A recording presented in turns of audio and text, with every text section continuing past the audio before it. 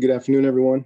I'll kind of jump right into it. The biggest issue, we still have 4 COVID-related situations that we're waiting to be resolved, leaning on our medical professionals, our county officials, as well as our on-campus administration and the Pac-12.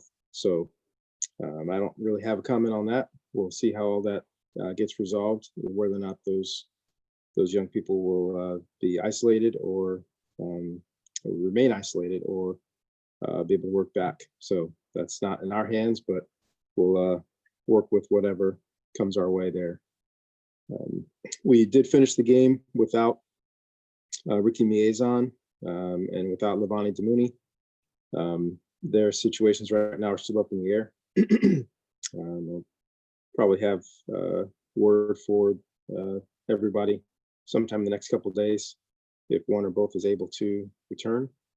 Hoping to have Caillou Blue Kelly back for this game. We'll see. Was able to participate last night, and we'll see how it goes the next couple of days.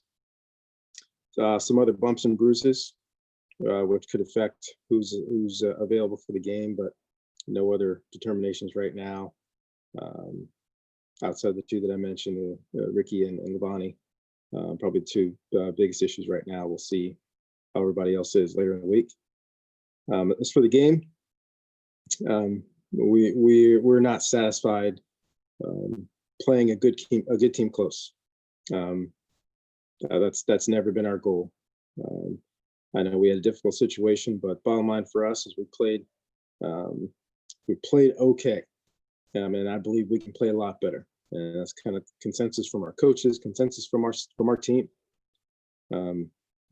We were able to move the ball over 400 yards of total offense, some explosive plays, but we had opportunities in the red zone. We didn't capitalize, whether scoring touchdowns or kicking field goals. If we do either of those, it's a much different game.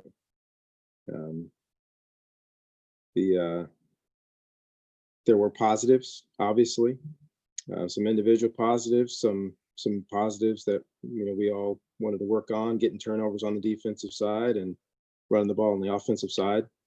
Things that were positives, but we have an overall standard that we did meet. We are still a young football team. We are still trying to have those guys grow up on the field in this shortened season. We've got some great leadership on this football team, and now it's up to us now to get closer to our standard and push and strive to reach our standard of performance on game day. Take questions.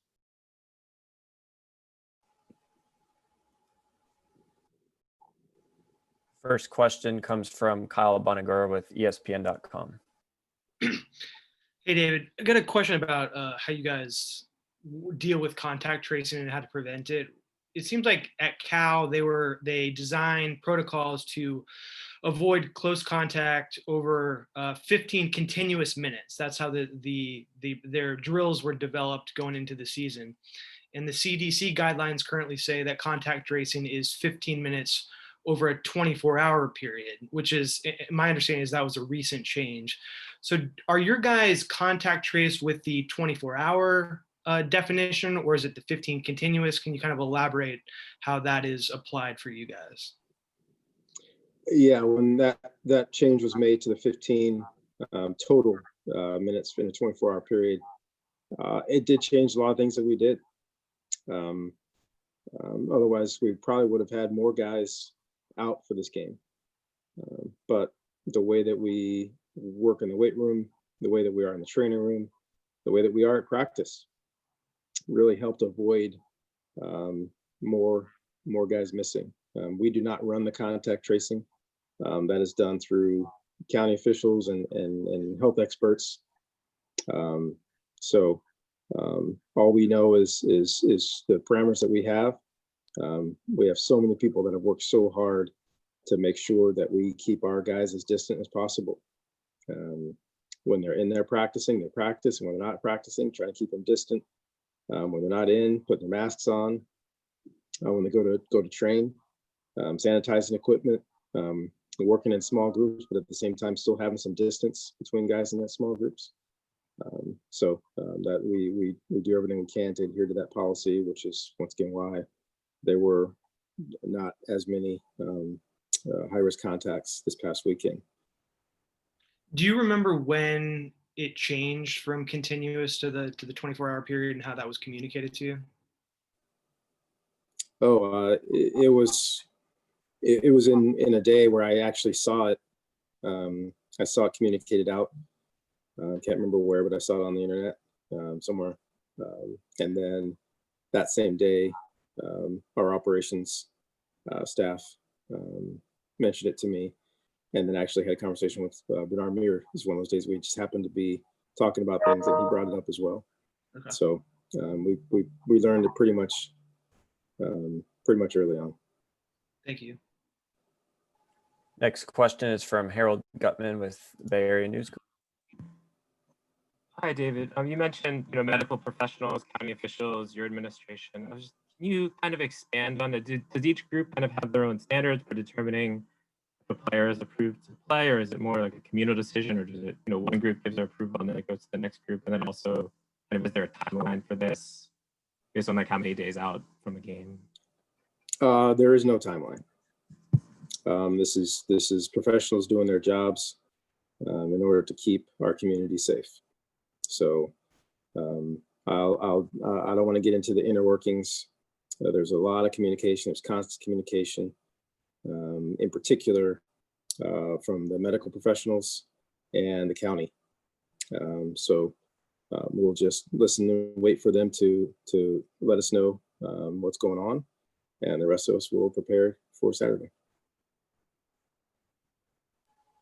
Next question is from RJ Abadia. Hey, Coach, just wondering, what was your eval of both quarterbacks from Saturday night now that you've had a chance to look over the film?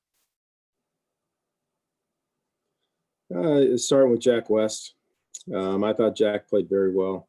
I thought he understood the game, managed the game very well. It would have been one thing if he got all the reps during the week, but he got the backup reps. And so Davis took the majority reps during the course of the week, but Jack stepped up in there. I've been saying it since we recruited him. This is a mature, very smart young man. So he was able to get all the things down during the course of the game plan. All of our at the line of scrimmage checks and audibles. I want to say he was 100%. Got it all right.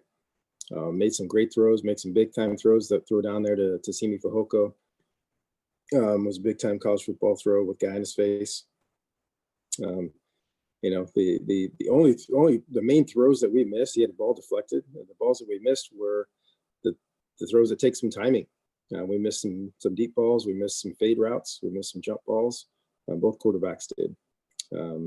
But at the same time, those are throws that they have to make. So I thought as far as getting the lion's share of the game, I thought Jack did extremely well. It was great in the huddle. It was great on the sidelines. Saw it, understood it, did a great job communicating with Coach Pritchard up in the box. As well as communicating when he wasn't it, and watching and pay attention and getting information from all the directions where it comes from, like sometimes from the receivers, this is how this guy's playing, etc. Tanner McKee, his first time out there, once again, the only throws he really missed were the deeper throws.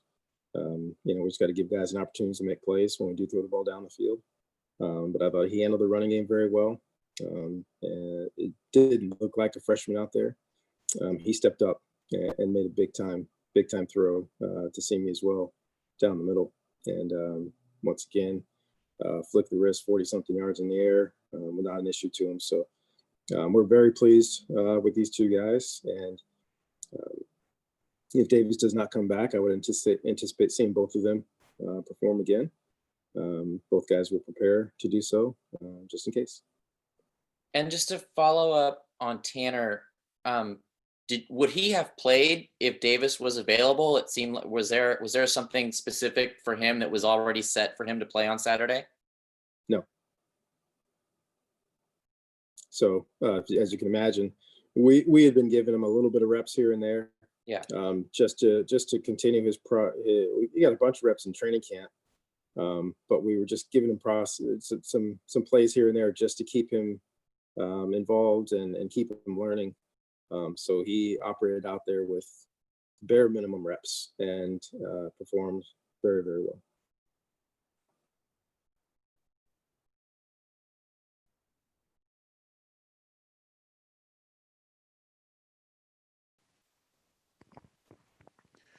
Coach, two things. One, goal line, bit of a mixed bag in some respects. Able to punch it in, not able to throw it in. What were some of the big takeaways from how things went at the goal line on Saturday? Pretty straightforward.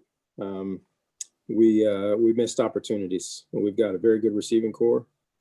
That when we have one-on-one opportunities, we got to give them opportunities to make those. And bottom line for me is I think only one of those, maybe two of those throws, our guys got a hand on. And that's just lack of working together. That's but once again, it shouldn't be that way. We got to give guys opportunity to make plays. That was it. Running game I thought was solid down there. Hindsight is always great, right? If you don't complete the passes, then yeah, you should have run every single time. But if you complete those passes, then you say, well, why would we ever run it down there? We got those guys that. So the bottom line for us is to be able to do both. If they load the box like Oregon did and gave us our receivers one-on-one outside, we've proven for over a decade that we're going to throw the ball up to our big guys and let them make plays. I can run down a list of guys that we've done that with, and I can look at the guys on our team right now that should be outstanding at that, and I believe are very good at that. So we got to continue to practice, make the throws, make the catches. The pass interference on Simi Fehoko, it was a good call. It was a good call. They were hand fighting, and Simi extended his arm to create some space, and that's going to get called. And he'll learn from that. But both he and all those guys down there, we put in our freshman, John Humphreys. John's got 70-something career touchdowns coming out of high school. He's a basketball player. He's great down there. We've got multiple guys that can be effective down there.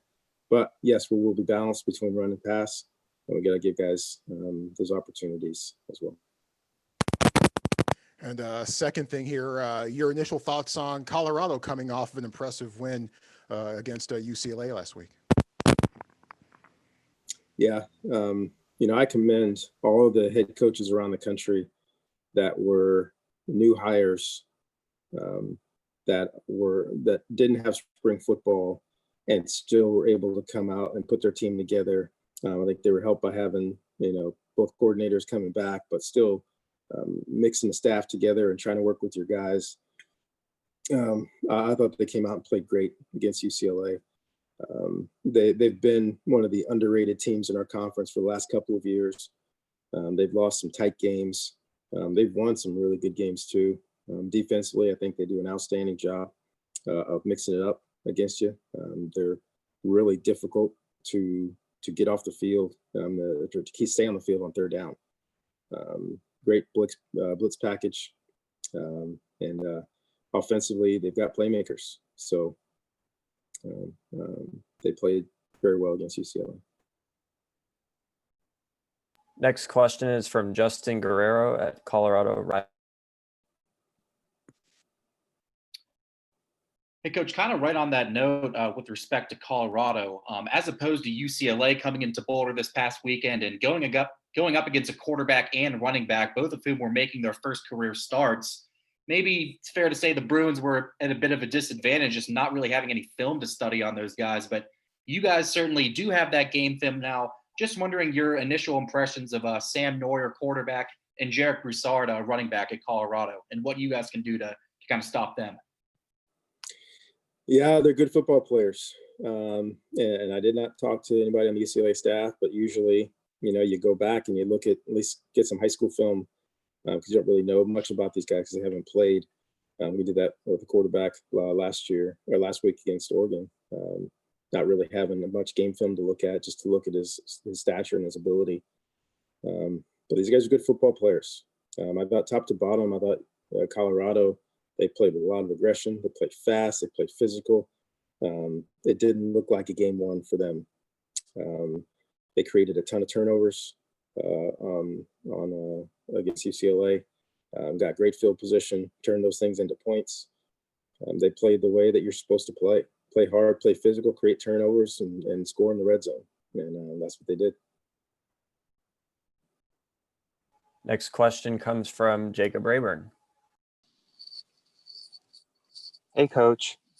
Wondering, after watching the game, your thoughts on the defense's ability to make that crucial play to get off the field. It's been a talking point for a couple of seasons now. Oregon went on a run of, I think, 7 or 8 straight third down conversions, finished with a really good percentage. What are you seeing that's maybe coming up a little bit short on that down for the defense?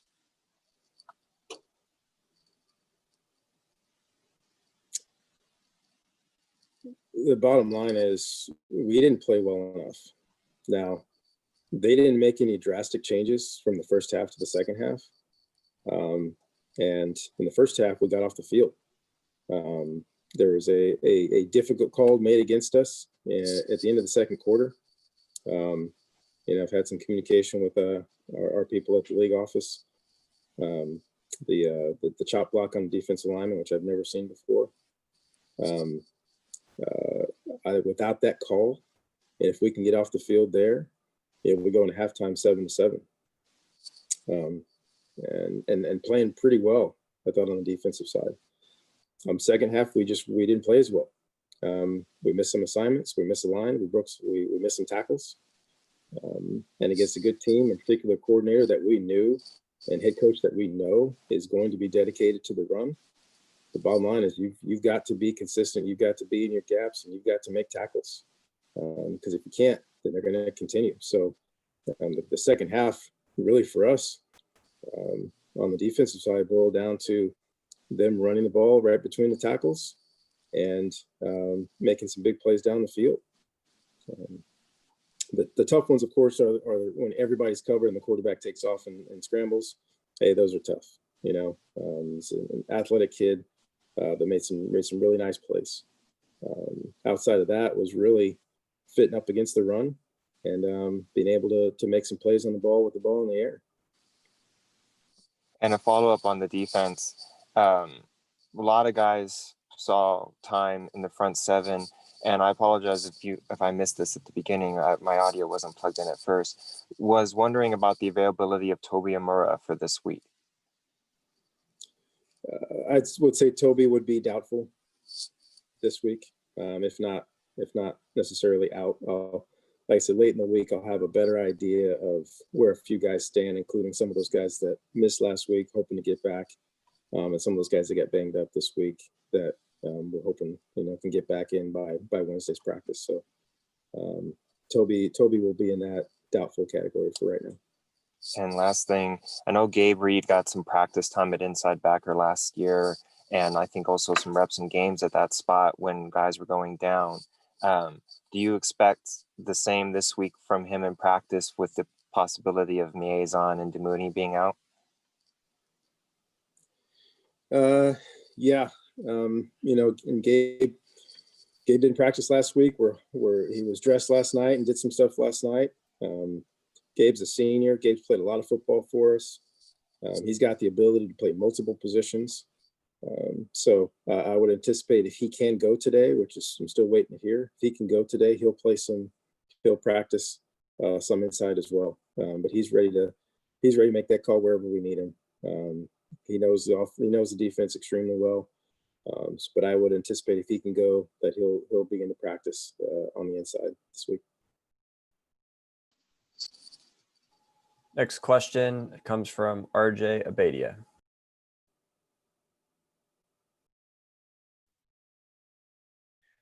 Coach, I was wondering your thoughts on Ethan Bonner's day. It seems like he was stride for stride with some pretty good guys, and it took some pretty good catches to beat him. But looking at the film, how did he hold up in his first time out? Well, there are certain positions, offensive line, corner, they're like pitcher. You can have a really good game, but 3 bad plays, and 3 bad plays are all anybody ever sees. The first one, I thought, I don't know if we can have better coverage.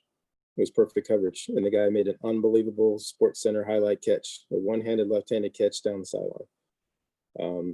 And then the other 2, like you said, he was right there. There are things that he can do, I believe, to get better. The kid is really fast. He can run with these guys. Those guys could really run, and he was running right there, stride for stride with them. Bottom line, as Ethan has to continue to grow and learn, is you don't try to win at the end of the route. You try to win earlier. So I believe he can be better at the line when he does press. He came up, made some big time tackles, showed that he was physical. Now it's about game really getting. I guess this would be probably game 3 or 4 for him under his belt, and learning and growing from some difficult situations. But as we all know, in football and in life, learning usually comes with difficulties. You don't learn from having success. You learn from things that are difficult. And I believe he's got the mentality. I believe he's got the skill set to improve. And then just a couple of the other young guys. Salim got out there. I think Zeron played as well. Just your thoughts on the younger secondary guys and what they put on film. Yeah, honestly, the rest of those guys came in and played great, and I thought Ethan played well. Like those were some big time throws and big time catches that I believe he's going to be able to get some deflections there in the future. Salim came in and played a really solid game. He's not the biggest guy, but he came in there physically in the run game multiple times. He was very good in coverage as well. Zar Manley came in, and typical, you got a good quarterback and an offense coordinator that's paying attention. You throw a first-time guy out there, hey, first thing you do is take a shot on him, see if he can play. And Zar ran stride for stride with him and got the pass deflection. Amari Porter got in, did his assignment, played well. His eyes were in the right place. As I said before the game, I knew we were going to play multiple guys. We're still kind of in this evaluation process. We've got some guys with some talent, and we want to play the best guys. And until somebody really, really rises above all the rest, we'll put some guys out there and continue to coach them up and get them ready to play. And got one of the deans of defensive back coaching in all of college football on our staff, and he's done a great job of getting these guys ready to play, and they're only going to get better. And then just a last thing on the DBs, without Caillou and with the young guys, how much was the game plan streamlined in the way that you kind of talk about offense and not being able to load those young guys up? Is it the same for those guys at this point on defense? Oh, absolutely. You overload young players. It's not their fault if they don't play well. So Coach Anderson, I thought did an outstanding job with the defensive staff of really trying to make sure we had enough in, but not too much for our guys, so the guys can't go out there and execute. And like I said, passing game wise, hey, they made some big time throws and we got a pass interference. Outside of that, the guys were where they're supposed to be. We didn't see a lot of free runners. When you have 3 inexperienced guys on the field at a time, sometimes you worry about somebody just dropping their coverage, and that didn't happen. So the guys knew what to do. They played hard. And now, as the season progresses, we need some of these young guys to play even better. Next question is from Harold Gutman. Go. Hey, I know you told the story about seeing, a picture of the young offensive linemen last year and then see how much bigger they are this year. That was really striking change. And I think it's the same story on the defensive line where the returning defensive linemen got much heavier. I know like many people, I gained weight during shelter in place, though not intentionally like your guys probably, but I guess how were they able to sort of bulk up so much in the off season? Well, personally, I lost 15 pounds during COVID. So just throw that out there. But yeah, our guys, because they took it seriously. These are mature guys with high aspirations, individual aspirations and collective aspirations. Coach Carberry and our offensive staff have really, really invested in these guys on being who we want to be up front. And a big part of that is being physical, being stronger, making fewer mistakes, and get out there and have our four sophomores get out there and have some playing time, was good, and they showed that. They showed how seriously they took the offseason. They're all bigger, faster, stronger. They all know more. I still believe week 7 of this season, they're going to be a lot better than they were week 1.